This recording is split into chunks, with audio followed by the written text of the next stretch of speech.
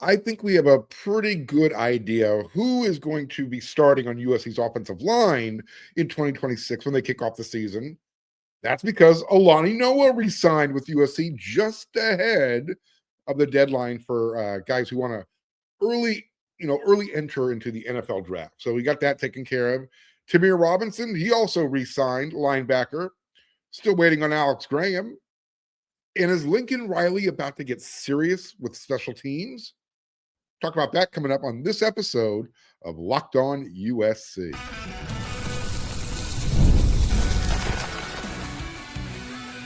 You are Locked On USC, your daily podcast on the USC Trojans, part of the Locked On Podcast Network, your team every day. Hey, fight on, everyone. Welcome back to Locked On USC. It's part of the Locked On Podcast Network, your team every day. By the way, the Locked On Podcast Network, the #1 sports podcast network. And whether you're watching the show on YouTube, you get to pick the platform, you get to download this podcast. This show will always be free. The show will always appreciate your support. And today's episode is brought to you by FanDuel. The college football playoff is here, and FanDuel is the best place to get in on the action all playoff long. So visit FanDuel.com to get your college football playoff profit boost every game day.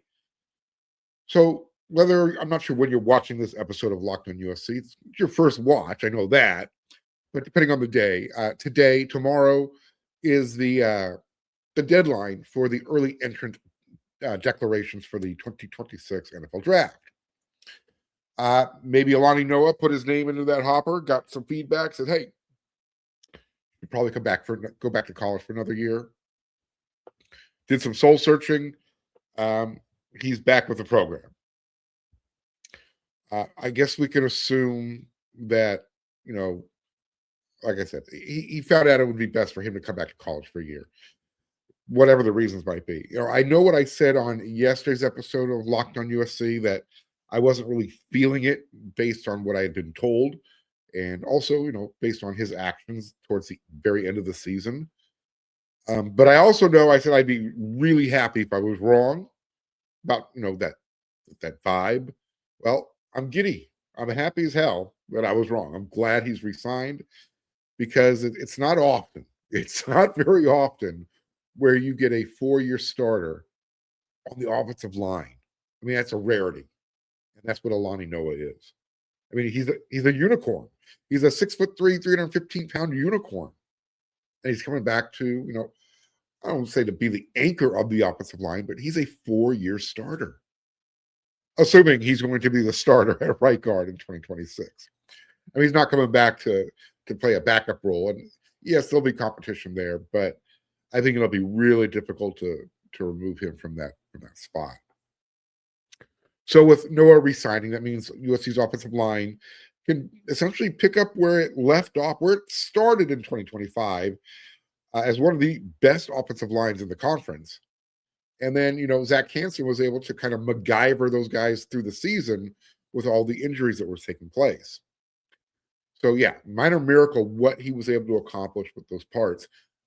Talented pieces, but when someone's hurt every game and you kind of got to, rearranging the deck chairs, it's difficult. And I would say USC was more consistent than they weren't, considering, what you were dealing with. But yeah, I mean, Elijah Page, 6'7", 325 pounds, back at left tackle for a third year. Tobias Raymond coming back for his second year starting left guard, 6'6", 315. Until somebody, takes the starting center job away from Killian O'Connor, kill switch, 6'1", 300 pounds. He's coming back to start at center again. And yes, there is some talent in that room. Guys who are bigger, guys who are stronger, but guys are going to have to take that job away from him. Again, you got Alani Noa coming back, 6'3", 315, 4-year starter at right guard. And then Justin Tawanu, 6'6", 315 pounds, right tackle. He started the majority of the season at right tackle last year. And assuming he's going to he's going to be the presumptive starter at right tackle again. So That's really massive news for USC. Huge that one, Alani Noa has decided he wants to play football. He wants to play football at USC. He's re-signed. He's coming back. That's a huge positive, and he's got that support system around him to, just kind of to keep him going, because he's got that prototypical NFL size to play interior offensive line. Just a matter of him, being serious about it, understanding this, this is his last year, maybe, depending. And real briefly, there's something going on with the NCAA where they're trying to extend redshirt seasons. I'll talk about that on another episode. Really stupid thing they're doing. Anyways, Eric McKinney, my partner in crime over there at wearesc.com, he used all of his fingers and toes, and he figured this out. 83 combined starts are returning in the offensive line room. Alani Noa, 23 starts. Elijah Page, 21 starts. Tobias Raymond, 14. Justin Taunu, 13. Killian O'Connor, 8. You got Kalen Miller, the walk-on, 3 starts. Hayden Trader, massive gut. He's got 1 start. So you combine all that experience, combine that experience with the cohesion. Plus you got a 2-year plus starter with Jaden Mayav at quarterback. Waymon Jordan returning at running back. Suddenly the offense, you got 8 starters returning, 2 new kinds at wide receiver. You're starting to look really good on offense. Feeling really good. You got a lot of young depth behind it. Once you get those wide receivers and the tight ends up to speed, Lincoln Riley's got like I said, it starts up front, and you've got all 5 offensive line starters returning. I cannot emphasize enough how massive of a move that is. Huge. So with all 5 of those, guys returning, I don't like to use the word expectations, but you should really anticipate a lot from that group. A lot. There's really, outside of injuries, but again, you've got the depth behind them. But if those guys can stay healthy, just stay on the field playing together, kind of get a 2.0 version of what Lincoln Riley inherited when he showed up. That's, I don't know, maybe 2026 is a year that USC can get to the playoffs. Again, way ahead of ourselves here. But if you can start up front with 5 starters on your offensive line, guys with that much starting experience, that's huge. That is massive. And then again, you got guys like Breck Kolajay coming in, Kenai Pepe. They're closer to being ready to play than not. So you got all those guys who have been in the program for, going into their 2nd year, some of them in their 3rd year, who aren't starting. That's a positive. I think you start to understand why USC didn't go get any offensive linemen in the transfer portal. They feel really confident about that room. And I think back and I thought, I remember going into last season how that was the question mark. Everyone was pushing their money to the middle of the table on the defensive line. Man, did that script get flipped. The offensive line room proved to be the strongest room on the team. And you take into consideration all those injuries, absolutely. Now, I think the defensive line is going to recover and recuperate and steal some of that glory back in 2026. Way too much talent for those guys to underwhelm 2 years in a row. But yeah, and again, I think you understand why USC didn't grab an offensive lineman out of the portal. You look what you're returning, look what you're bringing in, and look at the success rate you had.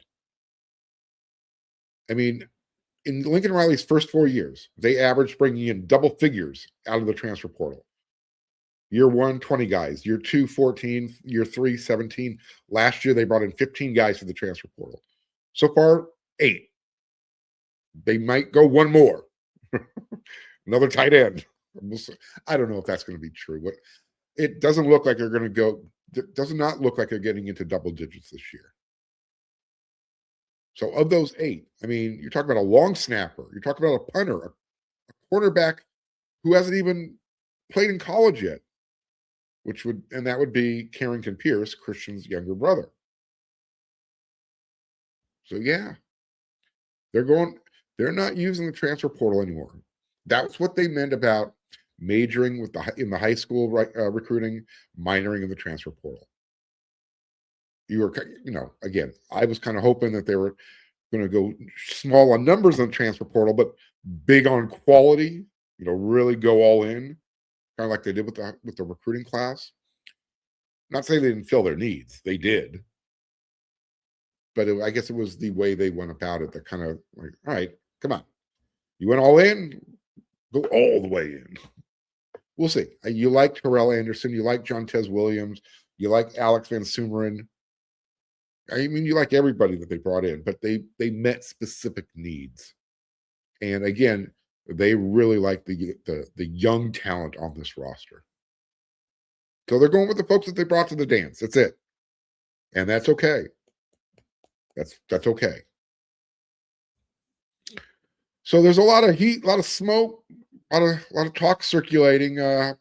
Lincoln Riley, is he getting serious about special teams? Fight on Rusty. He floated a little tweet a couple days ago, starting to pick up some steam. There's been some talk. I'll tell you about in the next segment, and then we're going to wrap up the show. A little men's hoops action, trying to build on that 1-game winning streak that they had on the road after 11 days. Tell you if they did or not. That's all coming up next.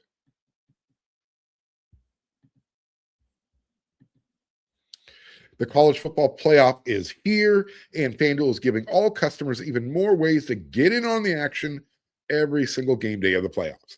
Because right now, every college football playoff game day, and you got one left, Indiana versus Miami for the whole shebang, FanDuel users are going to get a profit boost, and it's waiting for them in the app. Here's what I love about it. You get to use the profit boost on the bets you already feel good about. So you can ride your favorite team when you think a team controls the matchup.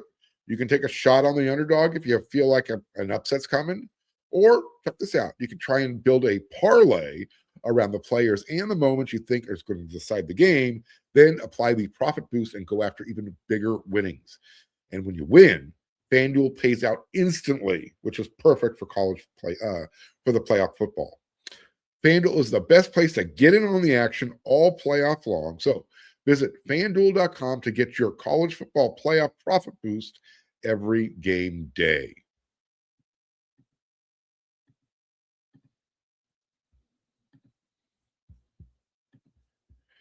Thank you again. Thank you one more time. Yep, thank you for making Locked On USC your first listen every day.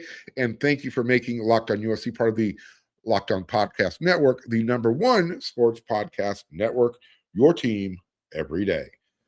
Okay, if you are listening to this show, you got an opportunity here. You already live USC every day. Why don't you take a chance, level it up, go ad free? You can join the Everydayer Club today, and you're going to get Locked On USC with no interruptions. You're going to get the members only Discord access. You're going to get more than that, and you can do it all. You can do it all for just $5 a month, $50 a year. Check out all the information you need. See the link in the show's description page.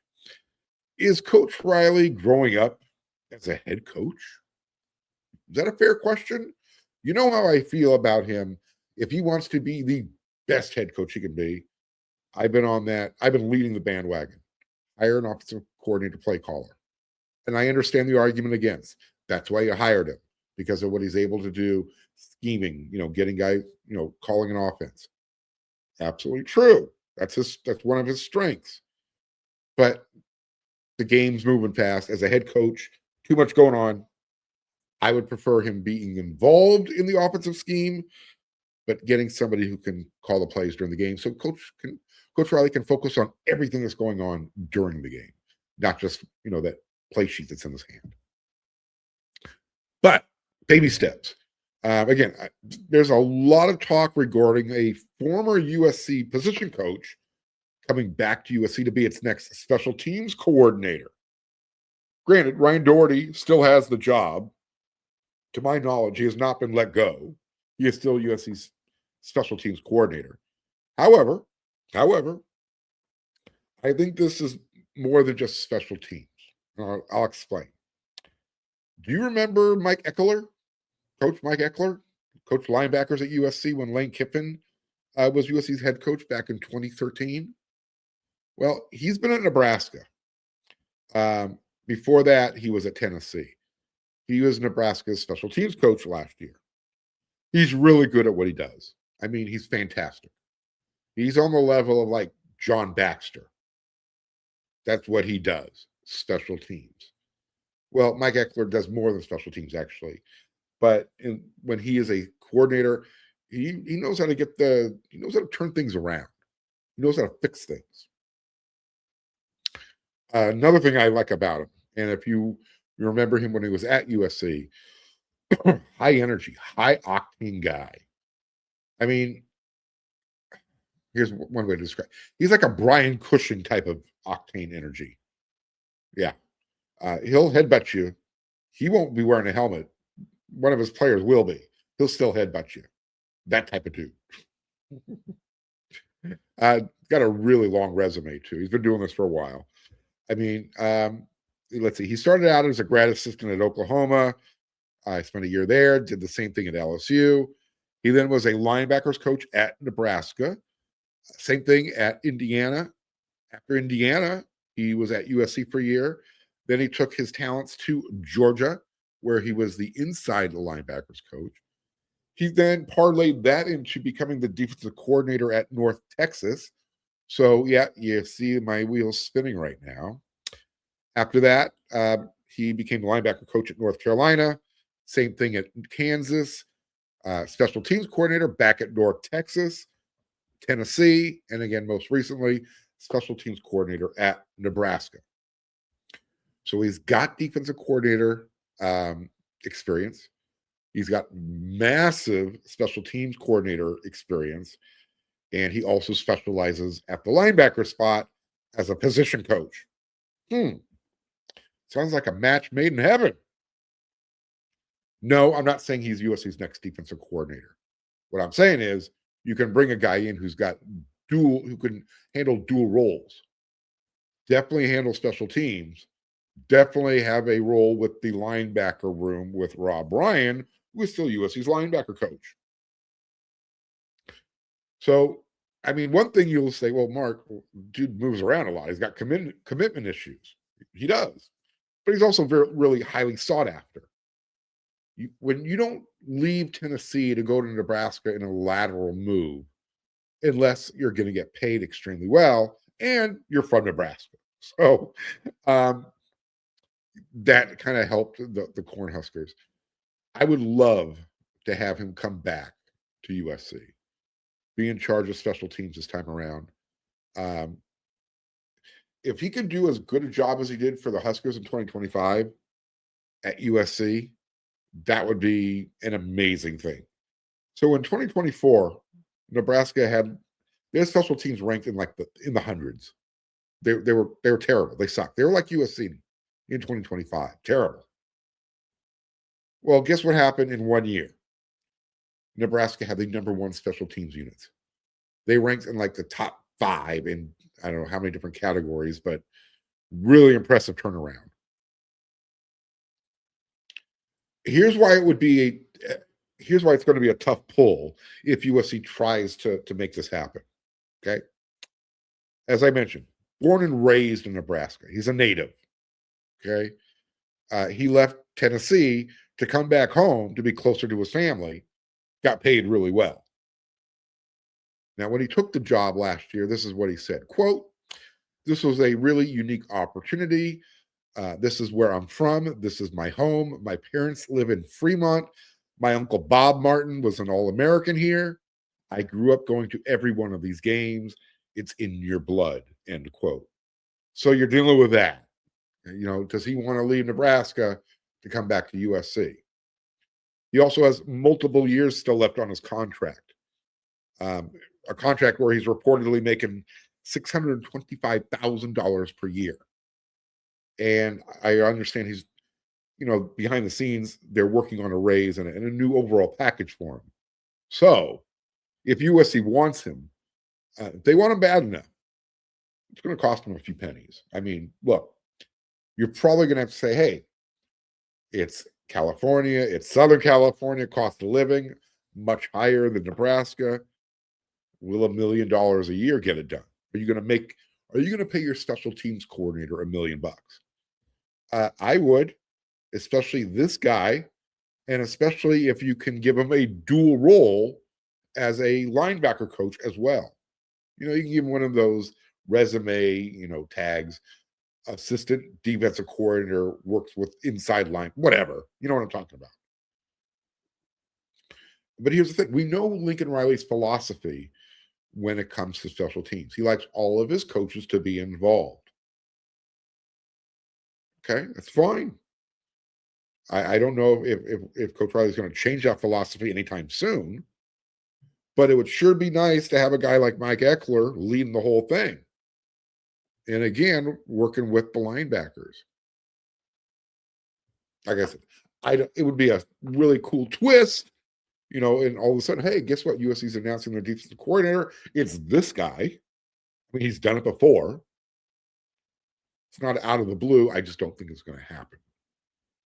Whatever role he does fill, if he comes to USC, he immediately in my book becomes that ass kicker type of coach. He's passionate about what he does. Got a lot of Ed Orgeron inside of him. That type of energy, passion. Here's something else he said when he went back to Nebraska. Quote, "I'm a blue collar guy.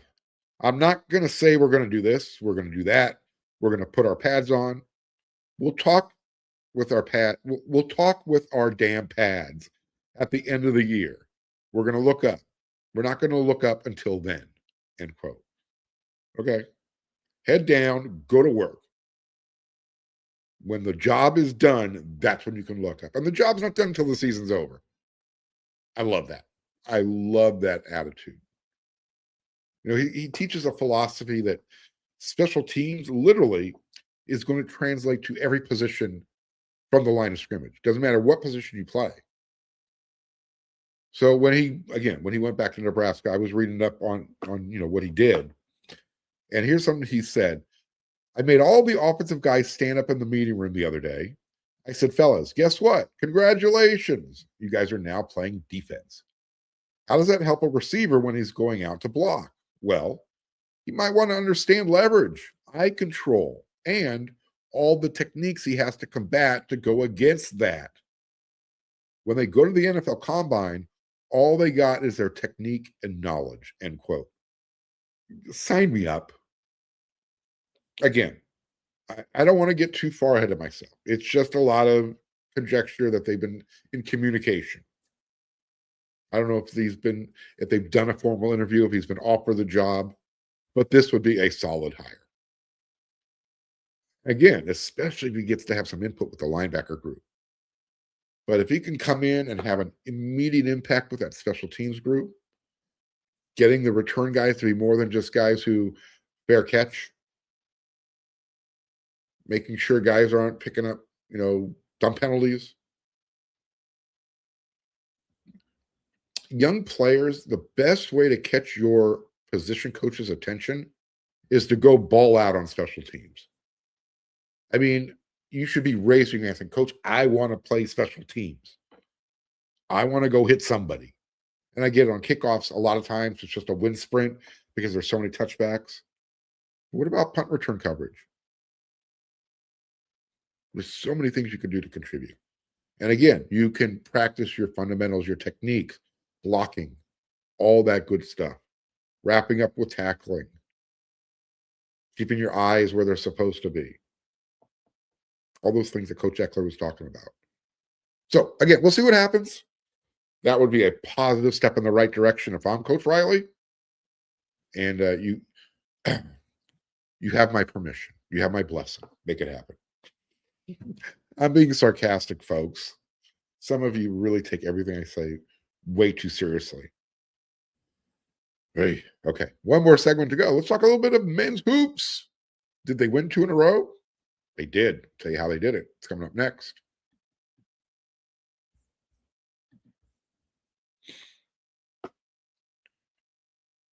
Yep, the Trojans, they are now 14-3 overall on the season, 3-3 in conference play after beating up on the Maryland Terrapins 88-71. Yep, the Turtles. So we know that USC just got done doing one of those NBA style road trips. They went 1-2 on, they got the off time. They won the final game of the 3-game trip. Overtime win at Minnesota. Solid win. Solid win. Minnesota's a good team. Not a great team, good team. And winning in that barn, and that's really what it is, it's a barn, that's always a tough place to play. And it's a great, gut check type of win, especially after they had gotten their belt to ass against both Michigan and Michigan State. They were ugly losses. Learning experiences, right? So you would think, coming back home, after that extended road trip, you'd be excited to be back at home, taking on Maryland, a Maryland squad that's, came in, well, now they're 7-10, 0-6 in conference play. Brand new head coach, Buzz Williams, came over from Texas A&M, really good coach. Before that, I think it was at Marquette. Guy just wins wherever he coaches. I would not be upset if he was a USC coach somewhere down the line when Coach Muss is done after he retires after winning 3 or 4 national championships. Yes, more sarcasm. Just get to the Final Four one time in my lifetime, please. So they were taking on a Maryland team, new head coach, brand new roster, just like USC. But they were kind of slow getting out of the gate, getting used to playing at home. I mean, with less than 2 minutes to play in the first half, they trailed 37-35. There's no reason Maryland should have been in this game to begin with. They're not a really good offensive team. In some respects, they're a lot like USC. They score, I think, like 25% of their points at the free throw line. So in the first half, a little bit of a poor defensive effort, a little lackadaisical. Chad Baker-Mazara, he didn't even start, had a neck issue. He played. I think he finished the game with 7 points. Did not play in the second half at all. So slow start, a little sluggish.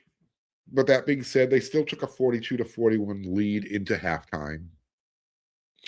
Ezra Asar, Jacob Kofi, they led the team at halftime. They had 7 points apiece. Like I said, I think maybe they were still recovering from that 11 days on the road.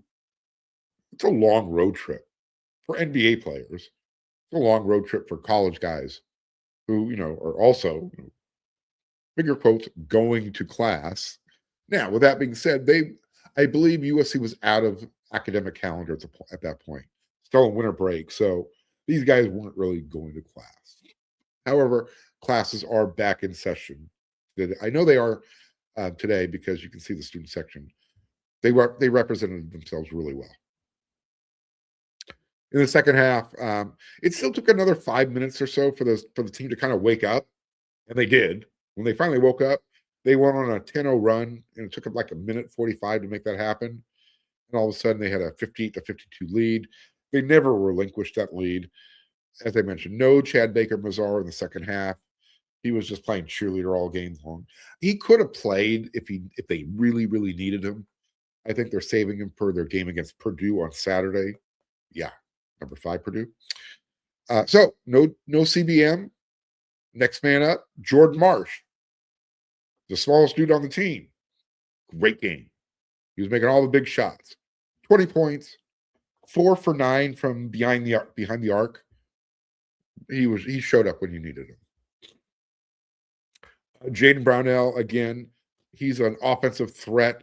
He was doing just enough inside and outside. Speaking of inside, Trojans dominated Maryland in the paint, 44-14. Gabe Dines. I mean, yeah. They had the size advantage, and they were using it as much as they could. USC also had 5 guys scoring double figures. I think Jacob Brownell finished with 9 points. So close to having 6 guys in double figures. Here's a stat I think everyone's going to appreciate. They were sharing the ball. 23 assists on 34 made baskets. That is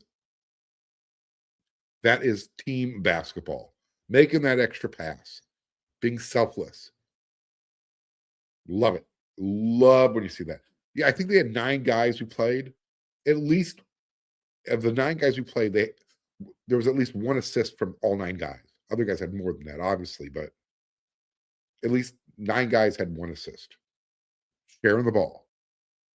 So now they're 14-3, 3-3 in conference. And they take on Purdue Saturday afternoon, 3:00, Galen Center. I'm thinking it should be close to a sellout. It's a really good Purdue team. National title aspiration type of team. Be a huge upset. And it would really give the program something to build on. Because this is a team that can make the tournament this year. I mean, right now, and I get it, it's still, early in the season, so not quite halfway point. Well, maybe it is the halfway point a little bit, but not in conference play. Right now, Mike DeCourcy, he's got USC as a number 7 seed if they were picking a tournament. Pretty good. You beat a Purdue, and you can kind of, build off of that. I would love for USC to be anywhere from if they can get anywhere from a 7 to a 4 seed this year, that would be huge. That would be huge. Hopefully, Elijah Arenas, he'll be ready. He's getting closer. I don't know if he'll be playing against Purdue. I think I read somewhere that he's not going to play this week, but they do plan on having him play soon. Maybe. I don't know. Be great. If you show up to the game, it'll be a great treat. Get out there. Saturday, 3:00, Galen Center. 14-3 Trojans taking on Purdue, number 5 team in the country. I'll be back with another episode of Locked on USC tomorrow. I should have MVP3 back with us. So until then, everyone, you know what to do.